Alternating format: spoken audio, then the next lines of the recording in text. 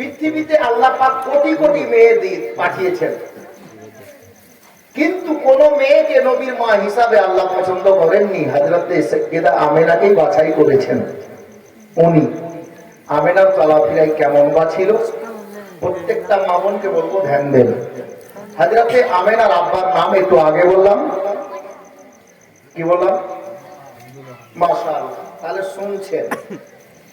আমার তো মনে আছে, আমি জানতে চাইছিলাম যে শুনছেন কিনা।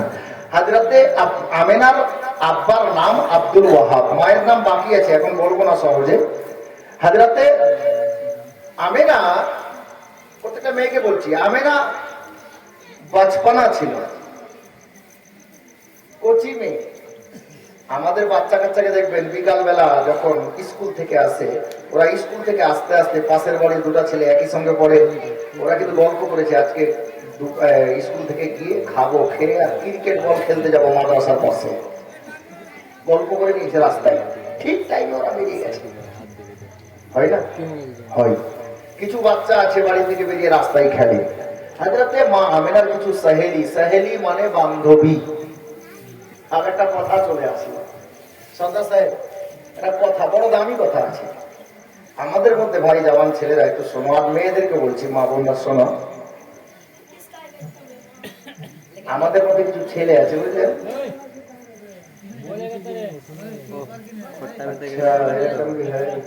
কাহে বলে রে, মুর্শিদাবাদ কা বক্তা নাই, সব বলে না। बैठ चुपचाप बैठ। কিছু ছেলে আছে, বুঝলেন? এই ছেলেদের কানে শুনছি বলছে বান্ধবী আছে। আরে বান্ধবী কাকে বলছিস? বলে আমরা একই ক্লাসে পড়ি, যার জন্য ওটা আমার বান্ধবী। নাউজুবিল্লাহ। ছেলেদের বান্ধবী হতে পারে না। আর কিছু মেয়ে আছে, মা জিজ্ঞেস করছে, আরে স্কুল থেকে আসছিল একটা ছেলের সঙ্গে গল্প করতে করতে দেখলাম, আমি গাড়িতে আসলাম তো, বলছে মা ওটা আমার বন্ধু। কেমন বন্ধু? বলছে আমরা একই ক্লাসে পড়ি, যার জন্য। নাউজুবিল্লাহ। কোন ছেলের বান্ধবী যদি হয়, তার একমাত্র স্ত্রী বান্ধবী হবে। কোন মেয়ের বন্ধু যদি কেউ হয়, তার একমাত্র স্বামী তার বন্ধু হবে। নচেত শরীয়তে এই হুকুম নেই যে তুমি একটা জওয়ান ছেলে একটা জওয়ান মেয়ের সঙ্গে বান্ধবী করে কথা বলবে আর চলাফেরা করবে। হুকুম নেই ভাই। জীবন শুনে কি করবেন যদি এই কাজগুলো না ছাড়েন? বৃথা হবে, লাভ হবে না। হাজরাতে আমি চলুন, মা আমেনার বান্ধবী ছিল কিছু, নবী পাকের আম্মার কিছু বান্ধবী, সমবয়স্কা মেয়ে। একদিন কয়েকটা মেয়ে আমেনার কাছে গিয়ে হাজির, আমেনার বাড়িতে। আমেনা, তো আমেনা বলছেন, কি হলো গো? বলে চলো আজকে আমরা একটু মদিনা শহরের বাইরের দিকে যাবো, একটু খেলতে। বাচ্চা বাচ্চা মেয়ে, অল্প বয়স। আমেনা বলছে চল তাহলে। বেরিয়ে যাবে, বৈকাল বেলার টাইম। মা আমেনা বেরিয়ে যাচ্ছেন বান্ধবীদের সঙ্গে, একটু টাইম পাস হবে, খেলাধুলা করবেন, আবার ফিরে আসবেন সন্ধ্যায়। আল্লাহু আকবার। বাবারা, ভাইরা, মা বোনেরা, আমার আপনার নবীর আম্মা জান যিনি হবেন, আল্লাহ যিনাকে বাছাই করেছেন, হযরতে সাইয়্যিদা আমেনা রাদিয়াল্লাহু তাআলা আনহা কচি বয়সে নিজের সমবয়স্কা বান্ধবীদের সঙ্গে বাড়ি থেকে সেই দিন বেরোলেন বাবা ময়দানের দিকে। ইয়াসরিব শহরে, যাকে বর্তমানে মদিনা শহর বলা হয়, ওই গ্রামটার শেষের দিকে একটু দূরে চলে গেছেন। আর রাস্তায় যেতে যেতে হযরতে আমেনা কয়েকজন বান্ধবীর মধ্যে আমেনা দেখতেও বেশি সুন্দরী, আমেনার আখলাকও বেশি সুন্দর, আমেনার চরিত্র সব থেকে বেশি উত্তম মেয়েদের মধ্যে। আল্লাহু আকবার কবীরা। মা আমেনা রাস্তায় চলছেন, বান্ধবীরা ডানে বামে তাকাচ্ছেন, খেলার ধ্যানে মগ্ন রয়েছে। বাবা, আমরা ওই ময়দানে গিয়ে আজকে খেলা করব। কিন্তু নবীর মা যিনি হতে চলেছেন বাবা, হযরতে আমেনা আমেনা ডানে দেখেন না বামে দেখেন না, উনি রাস্তায় চলছেন, রাস্তার দিকে নজর করে বাবা রাস্তা অতিক্রম করছেন, রাস্তা চলে যাচ্ছেন। হযরতে গেরামি যেতে যেতে হযরতে মা আমেনা রাস্তায় এক জায়গায় হঠাৎ করে কিছু একটা দেখতে পেয়ে গেল। আর দেখে নেওয়ার পরে আমেনা কোনো বান্ধবীকে কিছু না বলে আমেনা একাই সেখানে দাঁড়িয়ে থেকে গেলেন। বান্ধবীগণেরা আগে বেরিয়ে গেছে। আর কিছুটা রাস্তা চলে যাওয়ার পরে আমেনার বান্ধবীরা দেখছে আমার আমেনা আমাদের সঙ্গে নেই, আমেনা আমাদের দলের মধ্যে নেই। তারা দাঁড়িয়ে গেল বাবা, তারা একে অপরে বলা বলি করছে, আরে আমেনা এত সুন্দর মেয়ে আমাদের দল ছেড়ে বাড়ি চলে গেল নাকি, কেন আমেনাকে দেখতে পাওয়া যাচ্ছে না? ওই দূরে দাঁড়িয়ে আমেনার বান্ধবীরা কচি কচি মেয়েরা পিছন ফিরে যখন চেয়ে তাকালেন বাবা, দেখতে পাওয়া গেল আমার বিশ্ব নবীর জননী হযরতে আব্দুল্লাহর বান্দামগিনী কচি বয়সে হযরতে মা আমেনা রাস্তার মাঝখানে দাঁড়িয়ে আছে। আর ওই মেয়েরা ওখানে দূর থেকে দাঁড়িয়ে দেখতেছে। দিচ্ছেন আমেনা, ও আমেনা ব্যাপারটা কি রে, তুমি কি আজকে আমাদের সঙ্গে ময়দানে যাবে না? আমেনা কথা বলে না। আমেনা একবার আসমানের দিকে তাকাচ্ছেন, একবার জমিনের দিকে তাকাচ্ছেন। আল্লাহু আকবার কবিরা। কেন আসমানের দিকে তাকাচ্ছেন, কেন জমিনের দিকে তাকাচ্ছেন? উনি আসমানের দিকে তাকিয়ে আল্লাহকে ডাক দিচ্ছেন, মাওলা মাওলা গো, আমি এখন করব তো করব কোনটা কাজ? আল্লাহ তাবারক ওয়া তাআলার প্রিয় বান্দি বাবা, কেন আমেনা এই কথা বললেন এবার শুনুন। নিচের দিকে তাকিয়ে বলছেন, আল্লাহ এই সামনে যে টুকরোটা পড়ে আছে এটা ইটের টুকরো নয়, এটা পাথর নয়, এটা মাটির ঢেলা নয়, তবে কি আছে রে বাবা জানেন? আমেনার পায়ের কাছে রাস্তার মাঝখানে একটা বড় ধরনের এই বড় মাপের একটা সোনার টুকরো জমিনে পড়ে আছে। কি পড়ে আছে? সোনার টুকরো। আচ্ছা বলেন তো, এই রাস্তা দিয়ে যদি কোনো লোক যায় আর 500টা টাকা পড়ে থাকে, ডানে বামে দেখবে যে দেখি কেউ আছে কিনা, ডানে বামে কেউ আছে কিনা।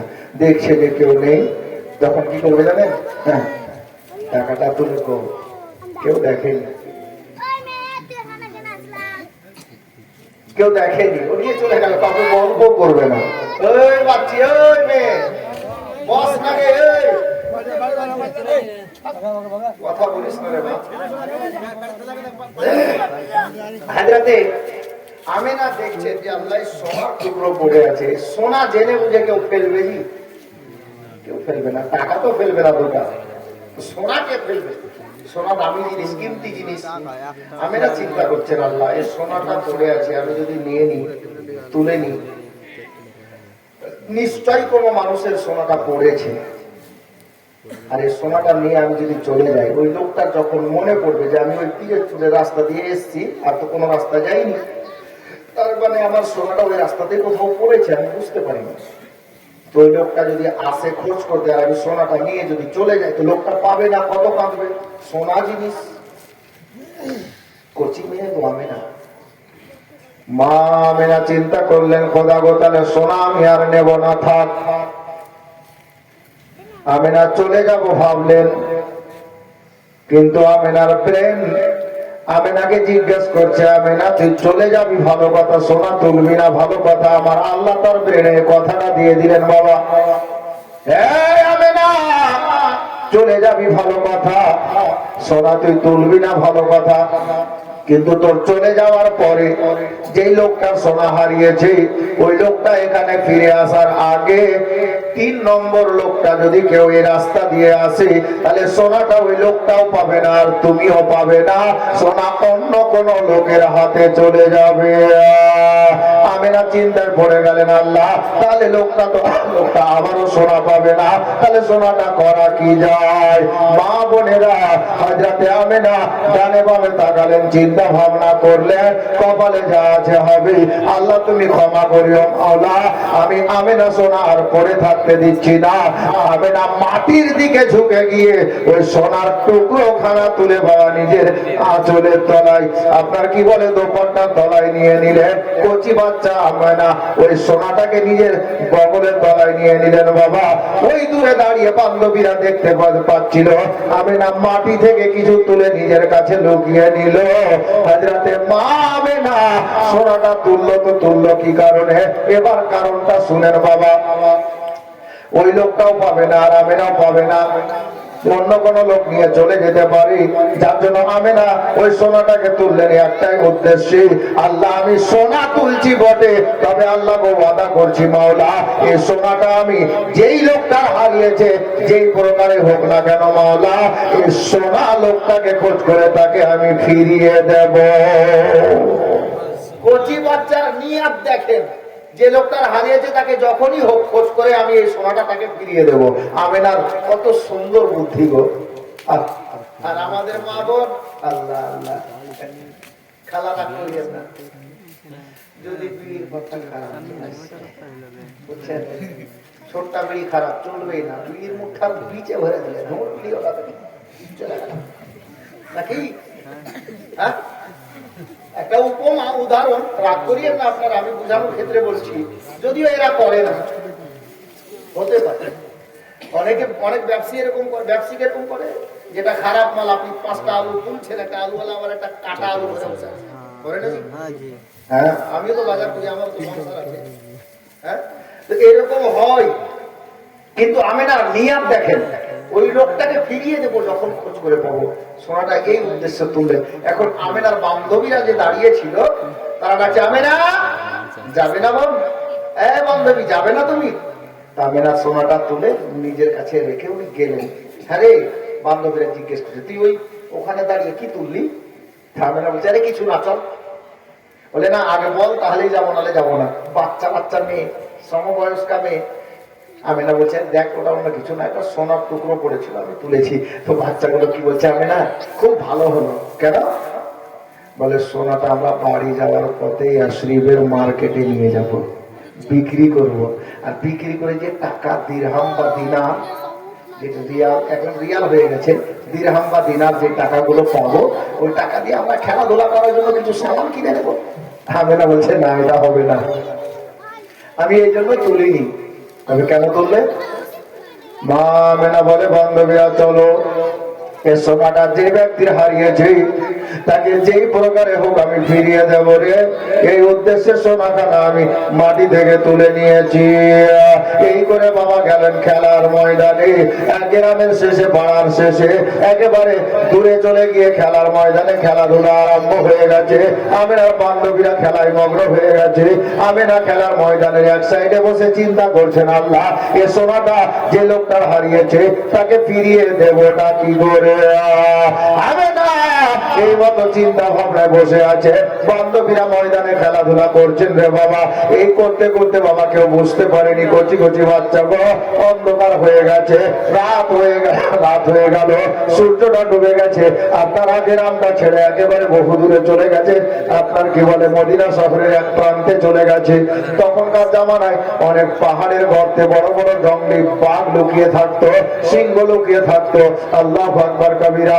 তারা এবার খেলাধুলা শেষ করে বাড়ি যাবেন, অন্ধকার হয়ে গেছে।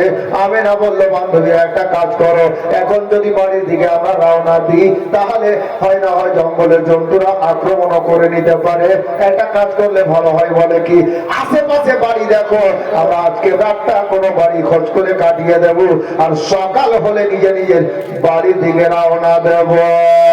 তারা মেয়েগুলো ডানবাম দেখলো, বাড়ি দেখতে পেল না, যদিও বাড়ি ছিল কি না আল্লাহ জানে আর তারা জানে। তারা বললো আমেনা কোনো বাড়ি ঘর দেখতে পাওয়া গেল না, চলো বাড়ি যাই। অল্প রাস্তায় হাঁটার পরে, 2-4 কদম আগে চলে যাওয়ার পরে আমেনা বলছে তোরা দাঁড়া, এই যে একটা রাস্তা পাহাড়ের আপনার কি বলে সাইড দিয়ে জঙ্গলের দিকে গেছে, এই রাস্তাটা 2-4 কদম হেঁটে দেখো দেখি কোনো বাড়ি দেখতে পাওয়া যায় কিনা। তারা বলছে আমরা যাব না। আমেনা বলছে আমি সঙ্গে যাচ্ছি, তোমরা চলো। 2-4 কদম চলে যাওয়ার পরে দেখতে পাওয়া গেল বাবা ওই রাস্তা ধরে 2-4 কদম ভিতরে গিয়ে জঙ্গলের মধ্যে একটা কুড়ে ঘর দেখতে পাওয়া গেল, টাটি দিয়ে চতুর্দিকে ঘিরা আছে, আর দরজাতে আপনার খেজুরের চাটাই দিয়ে, খেজুরের ডাল দিয়ে একটা দরজা বন্ধ করা আছে। আল্লাহু আকবার কবিরা। আমেনা বলে এ বান্ধবীরা একটা বাড়ি দেখতে পাওয়া গেছে, চলো যদি বাড়ির মালিককে পাওয়া যায় ওই লোকটার কাছে অর্ডার নিয়ে হুকুম নিয়ে আমরা আজকে ওই বাড়িটাই রাতটা কাটিয়ে নেব। এই করে আমেনা বান্ধবী কয়েকজনকে সঙ্গে নিয়ে ওই বাড়ির দরজায় হাজির। দরজা থেকে আওয়াজ দিচ্ছেন, হ্যাঁ গো কেউ বাড়িতে আছে? কয়েকটা ডাক দেওয়ার পর ঘরের মধ্যে থেকে একটাই ঘর, একটা লোক বেরিয়ে এলো, হাতে একটা লাঠি। লোকটার মুখের চামগুলো, হাতের চামগুলো ঝুলসে গেছে, ঝুলে গেছে, বুঝতে পারছেন? ঝুলে গেছে, অনেক বয়স হয়ে গেছে, ভালোভাবে লাঠি দিয়ে চলতে পারছেন না। লোকটা বেরিয়ে এলো, কে? উনি বলছেন, চাচা আমাদের বাড়ি এই আশরিফ শহরে, কিন্তু আমরা খেলার ঘুমে এতদূর চলে এসেছি, এখন অন্ধকার হয়ে এলো, আমরা যদি এখন বাড়ি যাই রাস্তায় অসুবিধা হতে পারে, তো চাচা আপনি যদি অর্ডার দিতেন তো আজকে রাতটা আপনার বাড়িতে আমরা কয়েকটা মেয়ে কাটাতে চাইছিলাম।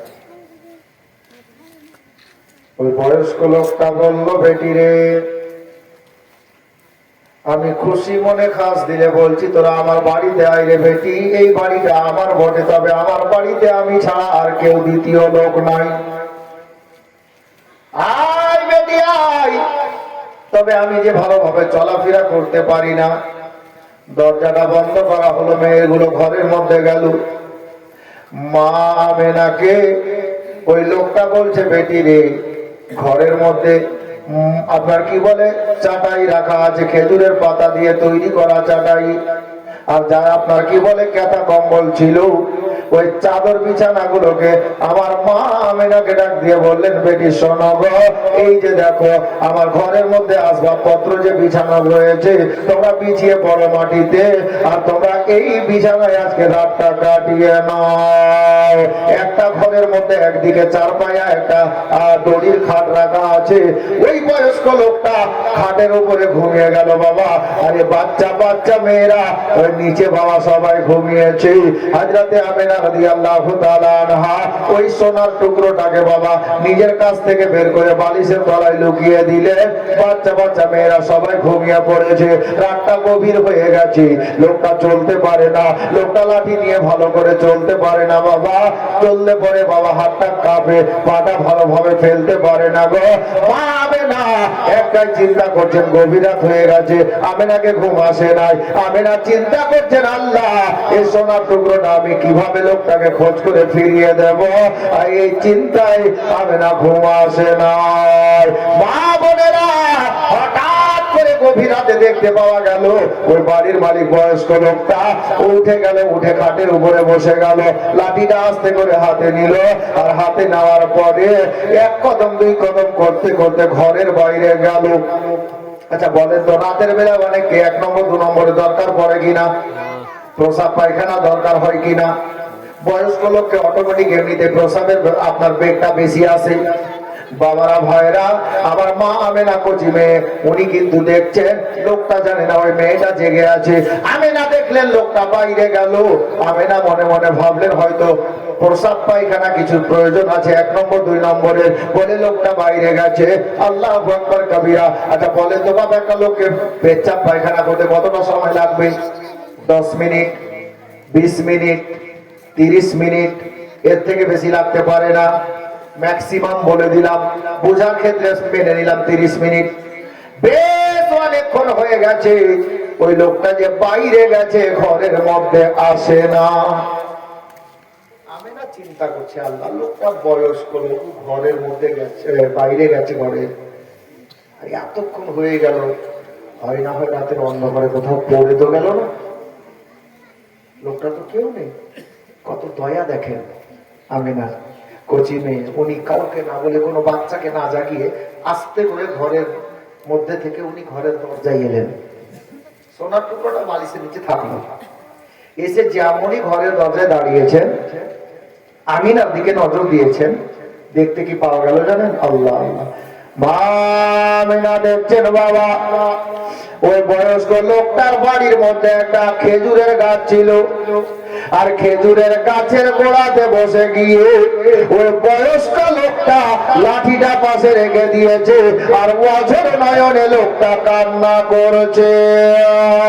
আর মা বোনেরা, বাবারা, ভাইয়েরা, ওগো নজওয়ান সঙ্গী সাথীরা গো, আমার মা মেনার ওখানে দাঁড়িয়ে থাকলেন না বাবা, এক পা দুপা করতে করতে ওই লোকটার সামনে গিয়ে ডাক দিয়ে বলছেন, চাচা, চাচা গো, ব্যাপারটা বুঝতে পারলাম না চাচা, কেন গভীর রাতে বসে আপনি ক্রন্দন করছেন, আপনি কেন কান্না করছেন চাচা?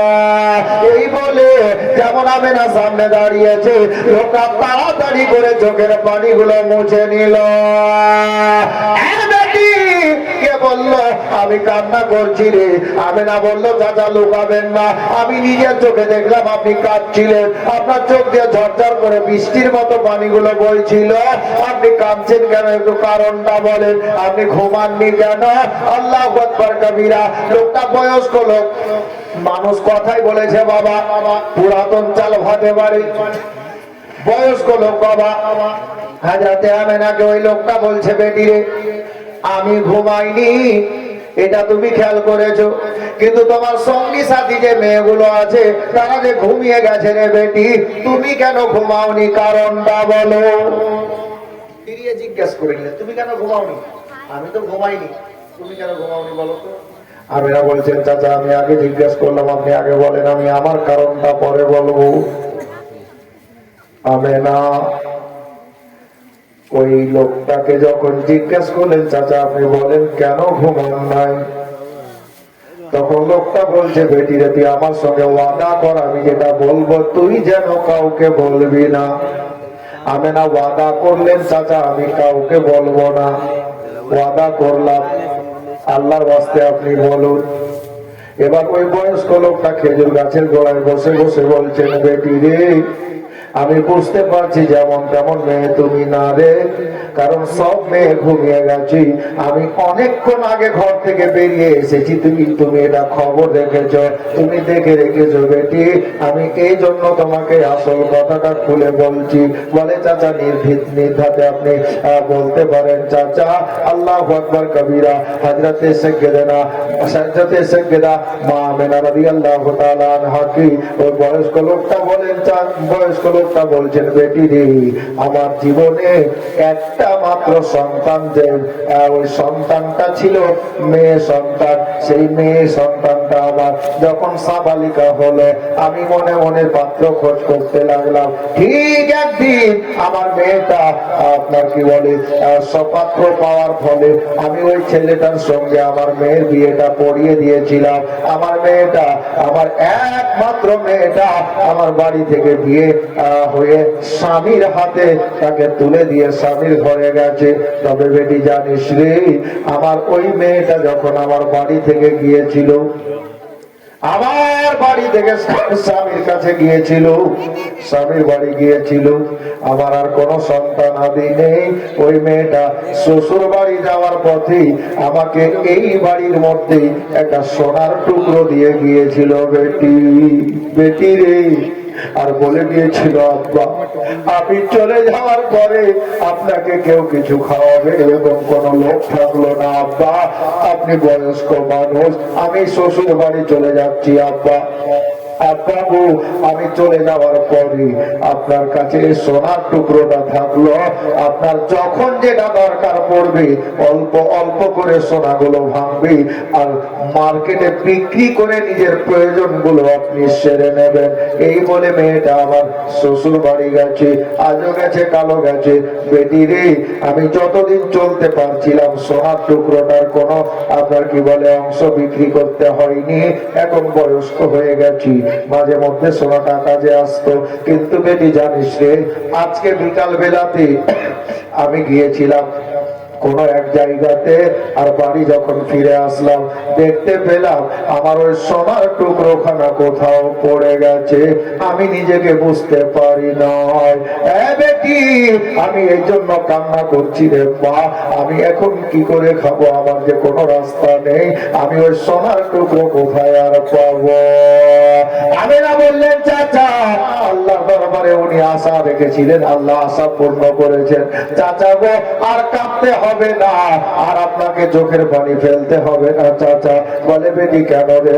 বলে আমেনা বলছেন, ও গো চাচা আপনি একটু দাঁড়ান, আপনি মনে করেন আপনার সোনাটা পেয়ে গেছেন। বলে বেটি কি করে মনে করব? আমার আমেনা বললেন একটু আমাকে 2 মিনিট টাইম দেন চাচা। বলে ঠিক আছে দিলাম। আমেনা দৌড় দিয়ে ঘরের মধ্যে গেলেন, বালিশের তলায় সোনার টুকরোটা রাখা ছিল বাবা।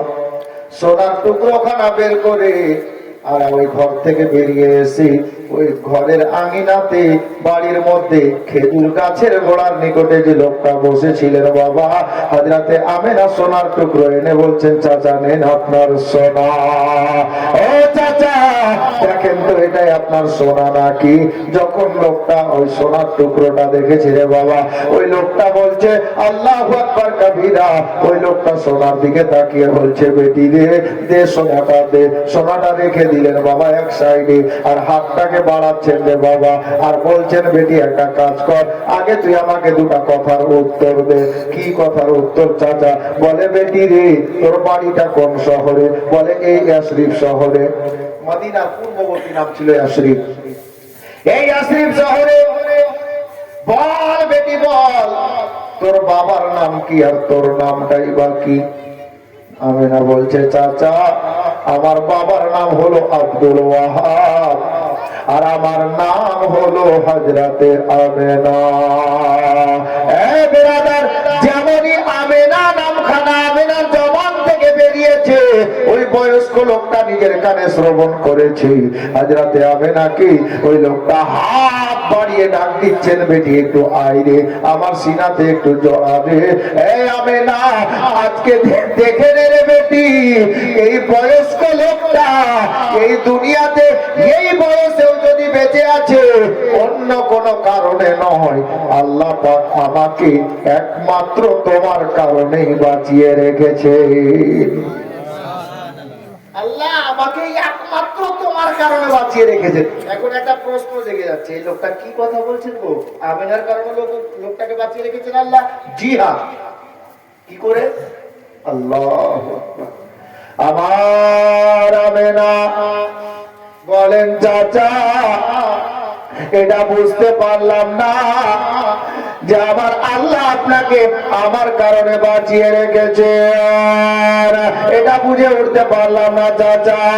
ওই মেয়েটাকে আমার আমেনাকে বলছেন হযরতে গেরামি ওই বয়স্ক লোকটা, এ বেটি শোনো, তুমি এসো, তোমার কপালে একটা চুমা দিয়ে বেটি, এবার তুমি কারণটা শোনো। হযরতে আমেনা বলছেন, চাচা বলো।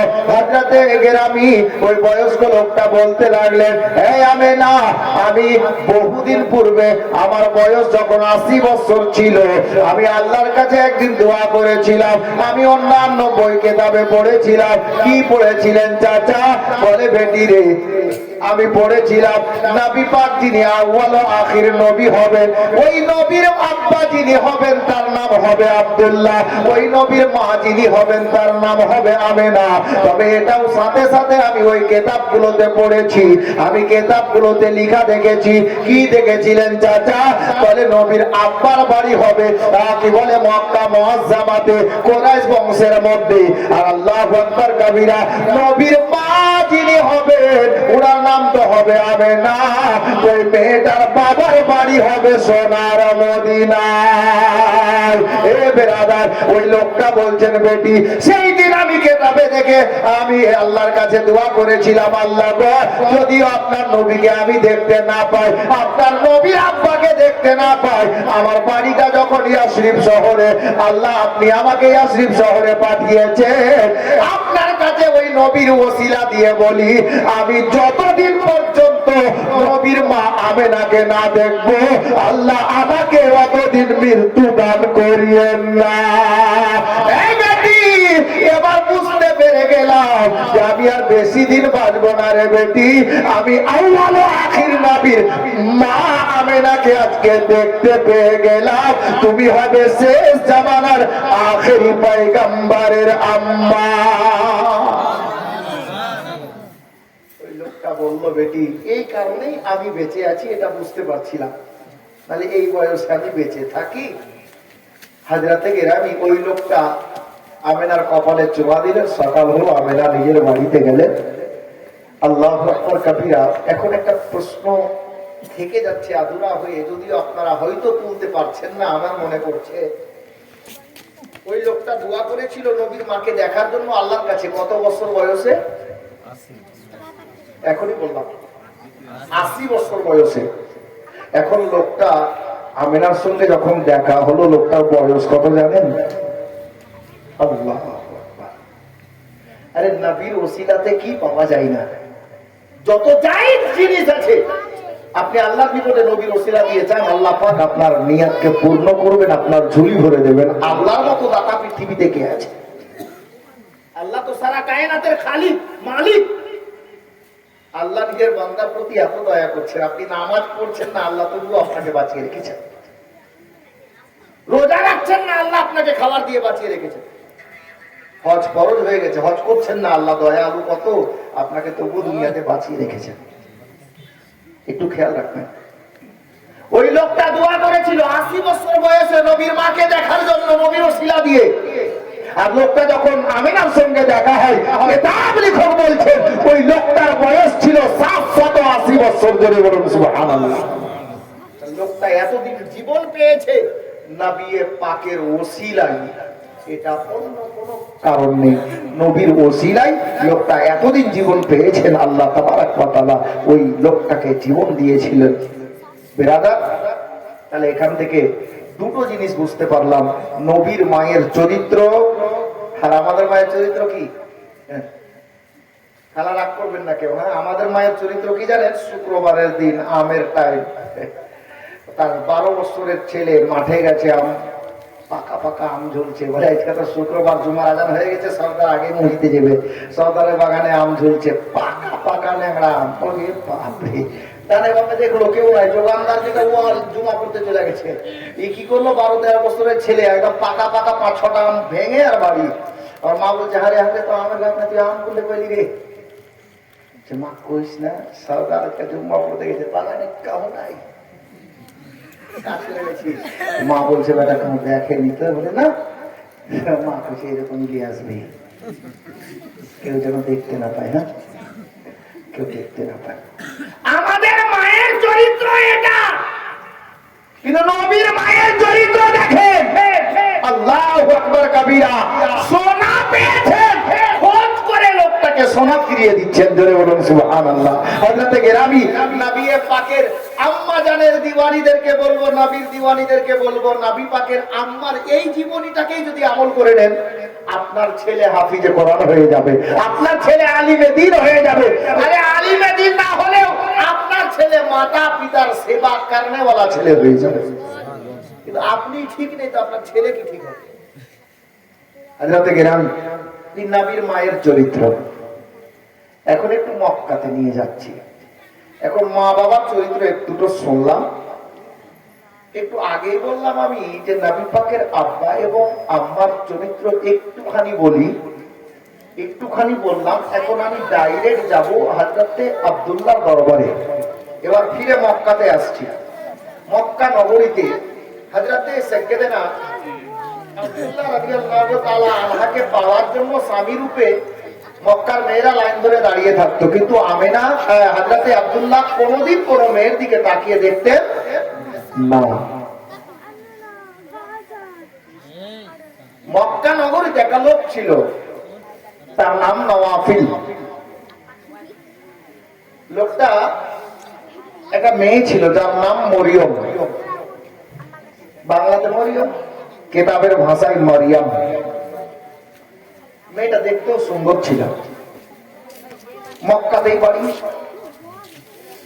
তো একদিন আমার নবীর আব্বা হযরতে আব্দুল্লাহ সাবালক ছেলে, উনি রাস্তা দিয়ে চলে যাচ্ছেন, কোনদিন কোনো দিকে তাকাতেন না। সেই দিন ওই মেয়েটাও মাঝে মধ্যে রাস্তার ধারে দাঁড়িয়ে থাকতো যে আব্দুল্লাহ যদি আমাকে নিজের স্ত্রী রূপে কবুল করে নিত, বিয়ে করে নিত, তো আমি রাজি, সৌভাগ্যশালী হতাম। আল্লাহ আল্লাহ। বেরাদার, বাবারা, ভাইরা, মা বোনেরা, আমার আব্দুল্লাহ রাদিয়াল্লাহু তাআলা আনহু উনি বাবা একদিন বাড়ি থেকে বেরিয়ে কোনো কাজ ক্ষেত্রে ওই রাস্তা দিয়ে চলে যাচ্ছেন, যে রাস্তা দিয়ে গেলে পরে নওয়াফিলের বাড়িটা পাওয়া যাবে।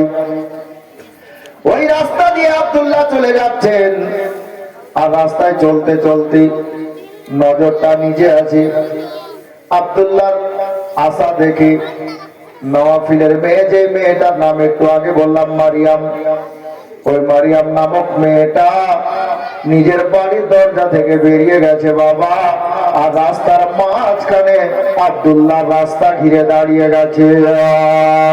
আব্দুল্লাহ কাছাকাছি আসলেন, বুঝতে পারলেন রাস্তার সামনে কোনো মেয়ে দাঁড়িয়ে আছে। নজরটা নিচে রেখেছেন আব্দুল্লাহ, ডাক দিয়ে বলছেন, ওগো আমার রাস্তাকে ঘিরেছো গো, কেন রাস্তার মাঝখানে দাঁড়িয়ে আছো? তোমার নামটা কি, কি উদ্দেশ্যে রাস্তা ঘিরে দাঁড়িয়েছ? ওই মেয়েটা বলছে, আব্দুল্লাহ একটু দাঁড়াও, দুটা কথা বলার জন্য তোমার রাস্তা অবরোধ করেছি, আমি রাস্তা ঘিরে দাঁড়িয়েছি। আব্দুল্লাহ নিচে মুখ করে বলছেন, কি বলো মারিয়াম? বলে দিল মারিয়াম যে আমার নামটা মারিয়াম, আমি একমাত্র নওয়াফিলের মেয়ে মারিয়াম। নওয়াফিলের বেটি, কি উদ্দেশ্যে আমার রাস্তা ঘিরে দাঁড়িয়েছিস বলে দে। মারিয়াম বলল, আব্দুল্লাহ গো, আমি আজকে নয়, অনেকবার অনেক টাইমে তোমাকে ফলো করি, তোমাকে দেখি, কিন্তু কোনদিন তুমি আমার দিকে তাকিয়ে দেখো না। তবে আব্দুল্লাহ, আজকে আমি আর থামতে না পেরে তোমার রাস্তা অবরোধ করে দাঁড়িয়েছি একটাই কারণে। বলে, কারণটা বল। বলে, আব্দুল্লাহ গো, আমি নওয়াফিলের মেয়ে মরিয়ম, আর আমার আব্বা এই মক্কা শহরের একটা নাম করা পয়সাওয়ালা ধনী ব্যক্তি, ধন সম্পদওয়ালা ব্যক্তি। এই আব্দুল্লাহ, আমি মেয়েটা দেখতে অতটা খারাপও নয়, তবে আব্দুল্লাহ গো, বলতে চাইছি, যদি তুমি আমাকে নিজের স্ত্রী রূপে কবুল করে নাও, যদি আমাকে বিয়ে করে নাও গো, আমি রাজি আছি। আর আমি ওয়াদা করছি, আমার বাবার যত ধন সম্পত্তি, সোনা দানা, হীরা মানি মুক্তা যাহা কিছু আছে, এই আব্দুল্লাহ, তুমি আমাকে স্ত্রী রূপে কবুল করে নিলে আমি সমস্ত টাকা পয়সা ধন দৌলত যাহা প্রপার্টি আছে, আমি তোমার কদমে দান করে দেব। এই বেরাদার, আমার আব্দুল্লাহ জবাব শুনে জওয়ান ছেলেরা সাবধান হয়, আমার মা বোনেরা বলবো একটু ধ্যান দেন আব্দুল্লাহর জবাবের দিকে।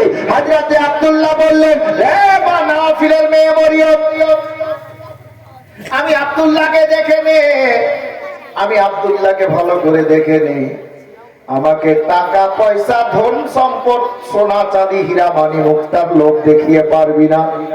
বলে, আব্দুল্লাহ কেন গো? বলে, এ মরিয়ম শোন, আমার আব্বা হযরতে আব্দুল মুত্তালিব এখন বাহায়াত বেঁচে আছেন, কুরাইশ বংশের সর্দার, কাবার মুতাআল্লি, আল্লাহর নেক বান্দা।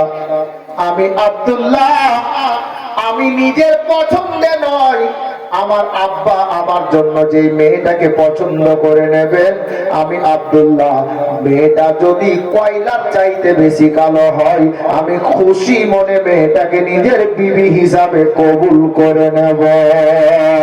মেয়েটা যদি 3 টাইম খেতেও না পাই বাবার বাড়িতে, এমন বাবার মেয়ে থাকে, আমি আব্দুল্লাহ তাকে খুশি খুশি নিজের বিবি হিসাবে কবুল করে নেব। আমাকে টাকা পয়সা ধন সম্পদ রূপের ঝলক দেখিয়ে পাগল করা যাবে না। আমার ফয়সলা হলো বাবার ফয়সলাতে।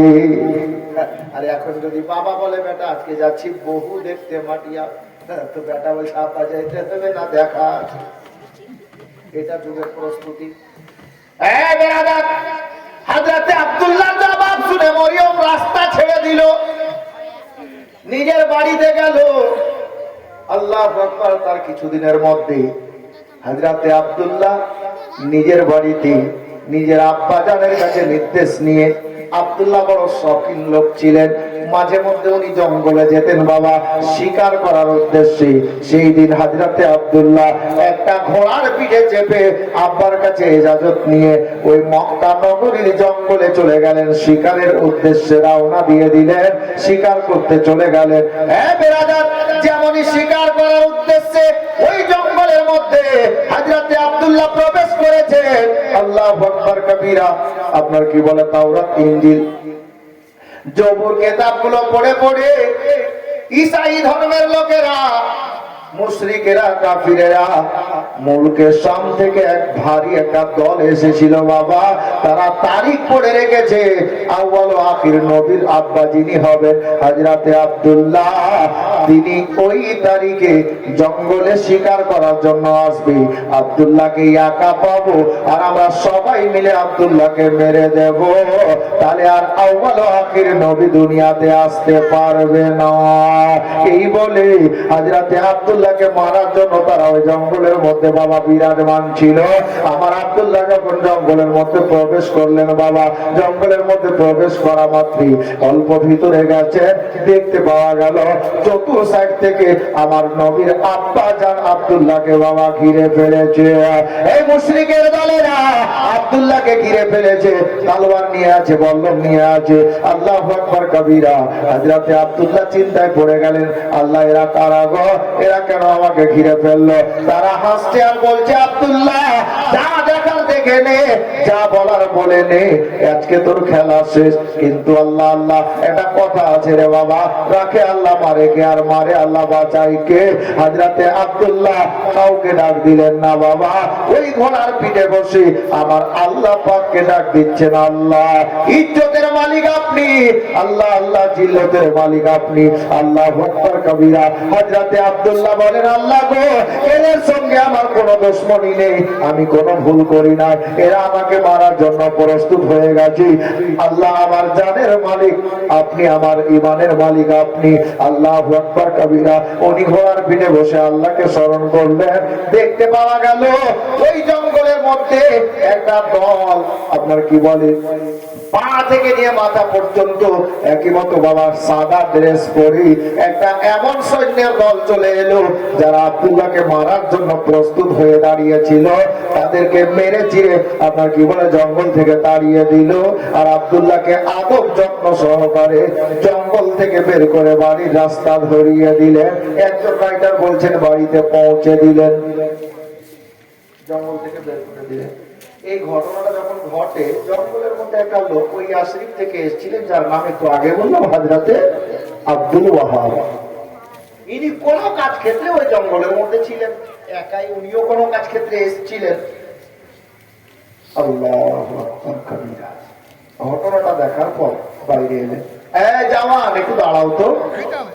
আব্দুল্লাহ দাঁড়ালেন। হ্যাঁ রে বাবা, তোমার নাম কি? বলে আমার নাম আব্দুল্লাহ। বাবার নাম আব্দুল মুত্তালিব। কোন বংশের ছেলে? বলে কুরাইশ বংশের ছেলে।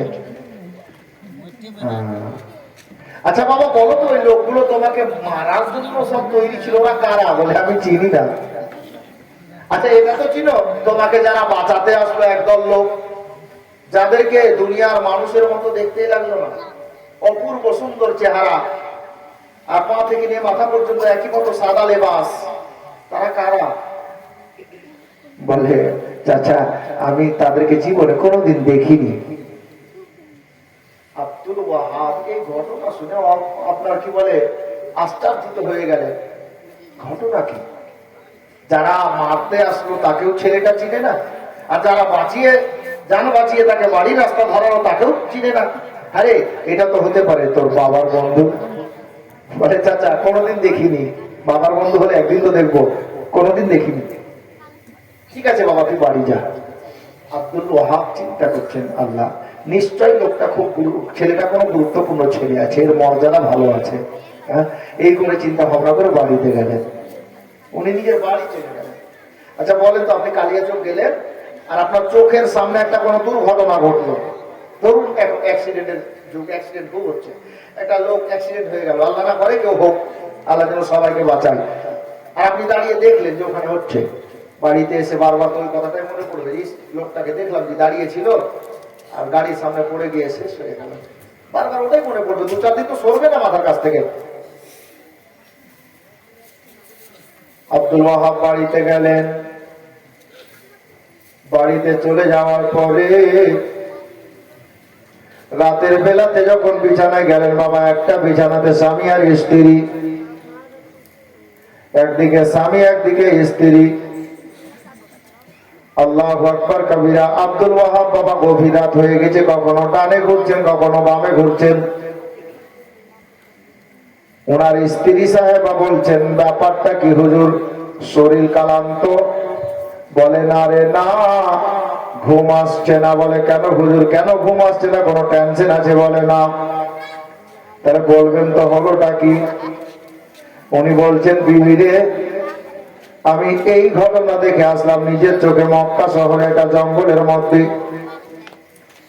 তো ওই মেয়েটা বললো, স্ত্রীটা বললো, হুজুর দেখেছেন তো, ভালো কথা, তো আপনি ঘুমাচ্ছেন না, তার কারণটা একটু খুলে বলেন। বিবি, ঘটনাটা দেখার পর থেকে আমি মনে মনে ভাবছি, ছেলেটা যেমন তেমন ছেলে হতে পারে না। যে ছেলেটাকে বাঁচালো তাদেরকে ছেলেটা চিনে না, আর যারা তাকে মারতে এসেছিল তাদেরকেও ছেলেটা চিনে না। বুঝতে পারা গেল ওই ছেলেটা আল্লাহর নেক বান্দা আছে। ভালো কথা, আপনি ভালোই বুঝেছেন হুজুর, কিন্তু ঘুমটা কেন আসছে না? বলে একটাই কারণে ঘুম আসছে না রে বিবি। বলে কারণটা বলুন না হুজুর, একটু বলে তো দেখেন। বলে তার কারণ হলো এটা, আমি মনে মনে ফয়সলা করেছি, আমার বাড়িতে একটা সাবালিকা মেয়ে আছে, যেই মেয়েটার নাম কেতাবে লেখা আছে হযরতে আমেনা রাদিয়াল্লাহু তাআলা আনহা।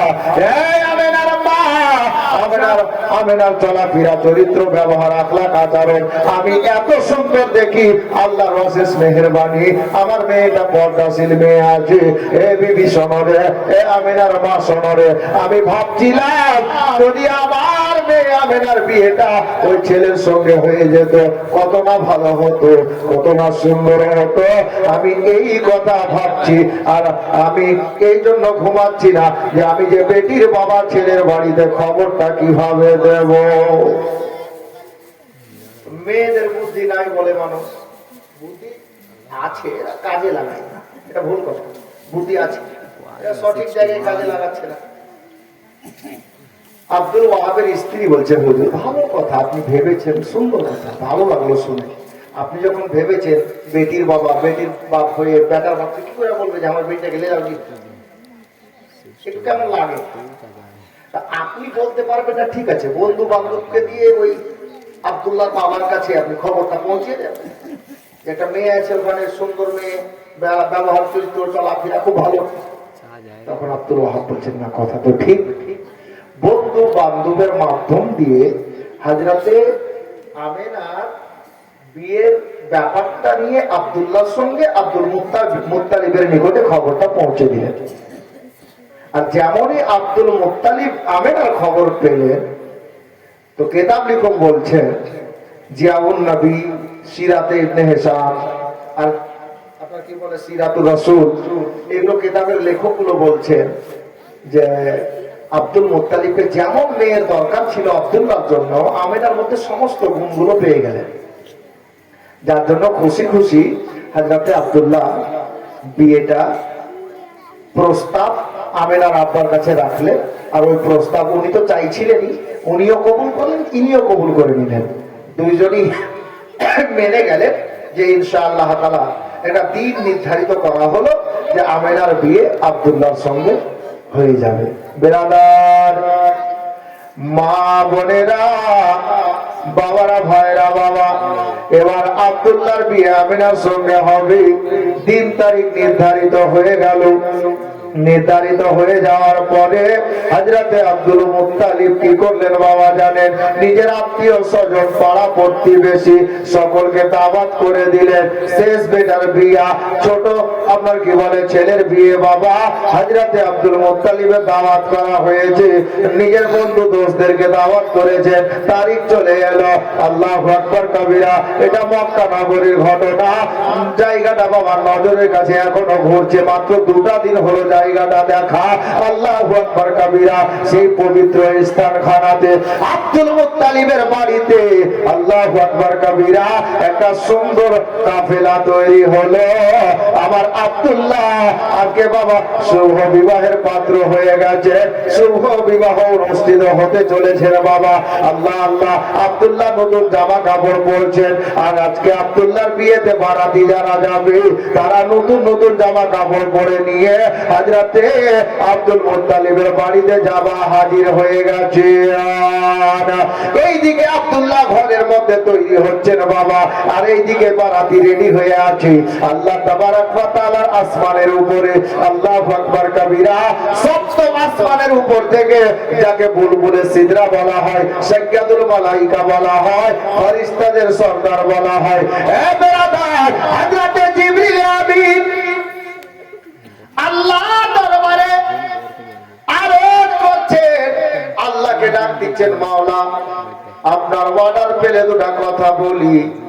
আবার আল্লাহ বলছেন, জিবরিল বলো কি বলতে চাও।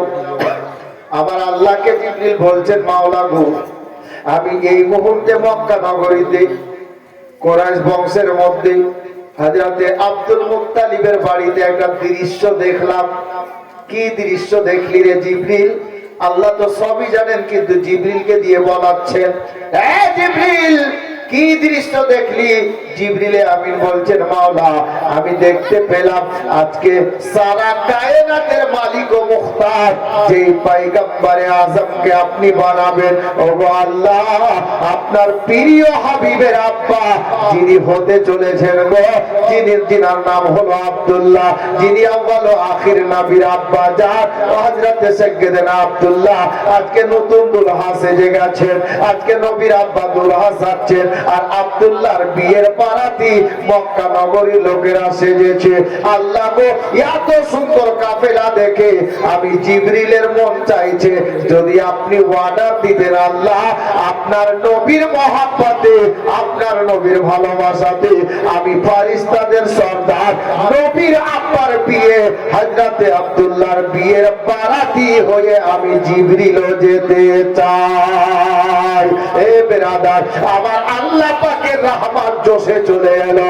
আল্লাহ ডাক দিয়ে বলে, এ জিবরিল, আমি আসমান জমিন বানাতাম না, আমি লৌহ কলম বানাতাম না, জিন ইনসান বানাতাম না, হুরগেলেমা বানাতাম না, জান্নাত জাহান্নাম বানাতাম না, প্রথম থেকে নিয়ে সপ্তম আসমান বানাতাম না, আমি কুল 18,000 মাখলুকাতের মধ্যে কিছুই সৃষ্টি করতাম না, এমনকি জিবরিল জানো রে তোমাকেও সৃষ্টি করতাম না। তবে জিবরিল রে, তুমি যেই নবীর ওসিলা দিয়েছো, ওই নবীর ওসিলায়, ওই নবীর ভালোবাসাতে আমি আল্লাহ সারা কায়নাত সৃষ্টি করেছি।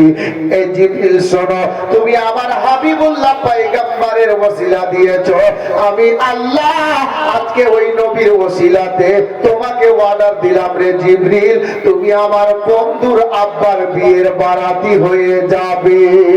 জোরে বলেন সুবহানাল্লাহ। আল্লাহ বলছে, জিবরিল তুমি আমার নবীর আব্বার বিয়ের বারাতি সেজে যাবে। জিবরিল আমিনের বলা শেষ, অর্ডার পেল, জিবরিল খুশি, ফেরেশতাদের সরদার জিবরিল খুশি, আর সঙ্গে সঙ্গে হযরতে মিকাইল আলাইহিস সালাম আরেকজন ফেরেশতা, মাওলা আল্লাহ বলছেন, আরে মিকাইল তোকে কি হলো বল। হযরতে মিকাইল আলাইহিস সালাম বলেন, মাওলা আল্লাহ গো, আমি মিকাইল আলাইহিস সালাম দেখলাম মক্কা নগরীতে আপনার হাবিবুল্লাহ নবীর আব্বা যিনি হতে চলেছেন আব্দুল্লাহ দুলহা সেজেছেন। আমার মনও চাইছে আল্লাহ গো, যদি আপনি অর্ডার দিতেন তাহলে আমি মিকাইল আলাইহিস সালাম আমিও যেতাম ওই নবীর আব্বার বিয়ের বারাতি হয়ে। আমার আল্লাহ বললেন মিকাইল আলাইহিস সালামকে, মিকাইল তুমিও যাবে, তোমাকে অর্ডার দিলাম। শেষে আর একজন ফেরেশতা আল্লাহকে ডাক দিচ্ছেন, হযরতে ইসরাফিল আলাইহিস সালাম। বড় ধ্যান দিয়ে শুনবেন, বড় মজা আসবে বাবা। এখন বোঝার কথা একটা চলে এসছে পয়েন্টের, একটু দাঁড়ান, 2 মিনিটের মধ্যে শুনতে পাবেন। হযরতে মিকাইল আলাইহিস সালামের পরে হযরতে ইসরাফিল আলাইহিস সালাম আল্লাহকে ডাক দিচ্ছেন, মাওলা আপনার অর্ডার পেলে আমিও যেতাম। আমার আল্লাহ বললেন ইসরাফিল আলাইহিস সালামকে, হে ইসরাফিল ফেরেশতা, যাও যাও, আমি আল্লাহ তোমাকে নির্দেশ দিলাম তুমিও আমার নবীর আব্বার বিয়ের বারাতি সেজে যাবে। এখন তিনজন আল্লাহর মনোনীত ফেরেশতা বিয়েতে বারাতি সেজে যাবেন বাবা। আল্লাহু আকবার কবীরা। সর্বশেষে একজন ফেরেশতার নাম হযরতে ইসরাইল আলাইহিস সালাম, যিনাকে আত্মা কবজকারী ফেরেশতা বলা হয়, যিনাকে আপনার কি বলে মালাকুল মউত বলা হয়। আল্লাহু আকবার কবীরা। আমি আসলাম তখন শুনলাম কানে গ্রামে আজকে একটা ছোট্ট বাচ্চা ইন্তেকাল করেছে। আমরা সবাই মিলে দোয়া করি ওই বাচ্চাটার মা বাবাকে আল্লাহ যেন সবুর দান করেন, বলুন আমিন। আমিন। জি, দোয়া একসঙ্গে হবে ইনশাআল্লাহ। হযরতে মালাকুল মউত যাকে ইসরাইল ফেরেশতা বলে, উনি ডাক দিচ্ছেন, আল্লাহ আমার মনে চাইছে আপনি যদি অর্ডার দিতেন আল্লাহ, তাহলে আমি হযরতে ইসরাইল আলাইহিস সালাম মালাকুল মউত আমিও যেতাম সে আপনার নবীর আব্বার বিয়ের বারাতি হয়ে। আমার মনটাও চাইছিল হযরতে ইসরাইল আলাইহিস সালামকে আমার আল্লাহ ডাক দিয়ে বলেন, রে আমার ইসরাইল আলাইহিস সালাম শোনো, এই মালাকুল মউত শোনো রে, তুমিও যখন তুমি আমার নবীর ওসিলা দিয়েছো, আমার বন্ধুর ওসিলা দিয়েছো, এই মালাকুল মউত শোনো, আমি আল্লাহ তোমাকে নির্দেশ দিলাম, যাও তুমিও আমার নবীর আব্বার বিয়ের বারাতি সেজে যাও। কিন্তু বেরাদার মাঝখানে একটা পয়েন্ট মনে পড়ে গেল। হযরতে ইসরাইল আলাইহিস সালাম আল্লাহকে ডাক দিচ্ছেন, মাওলা অর্ডার তো পেলাম বটে, তবে আল্লাহ গো আপনার সবটা অর্ডারই যে মানতে হবে। হযরতে গেরামি আল্লাহ বলছেন, ইসরাইল বলতে কি চাইছিস রে?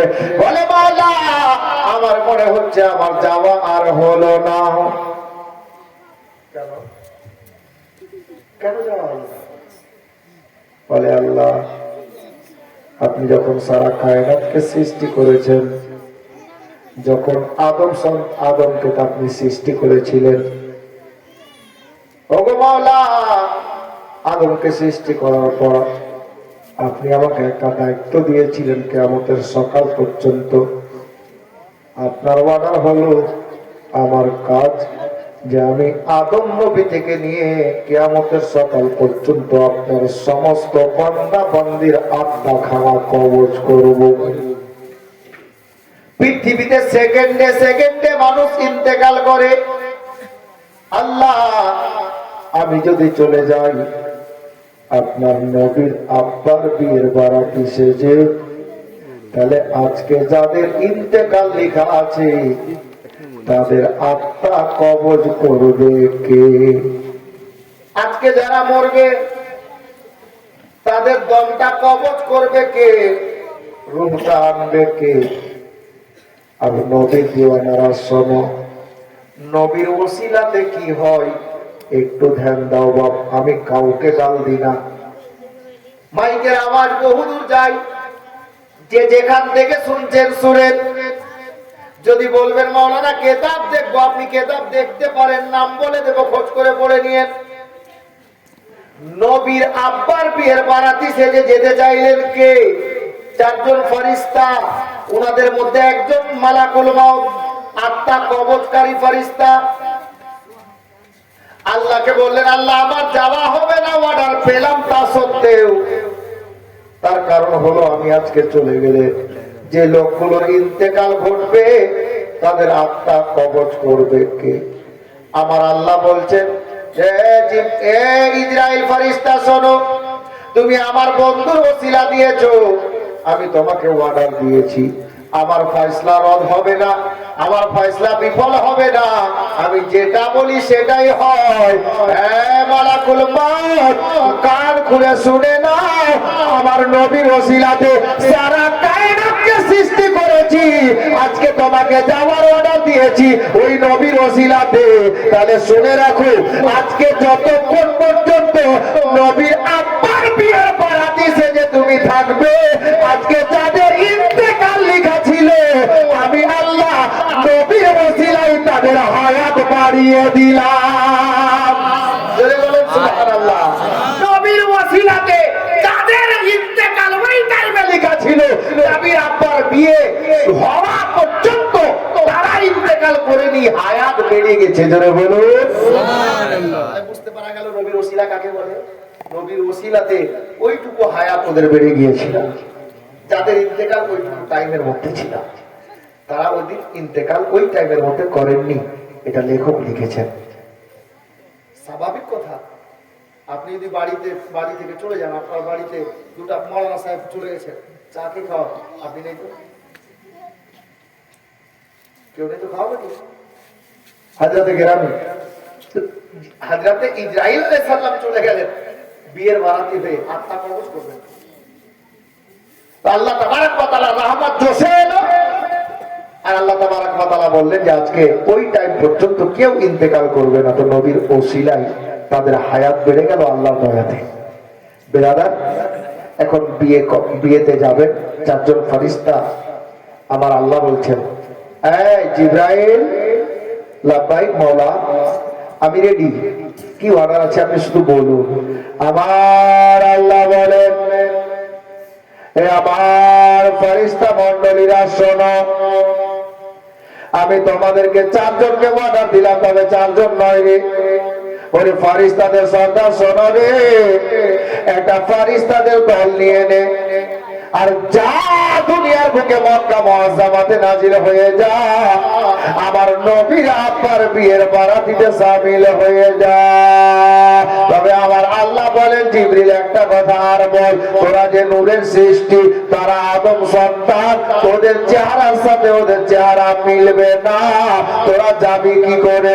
আল্লাহু আকবার কবীরা। হযরতে জিবরিল আমিন বললেন, মাওলা আপনি বলে দেন আমরা কিভাবে যাব?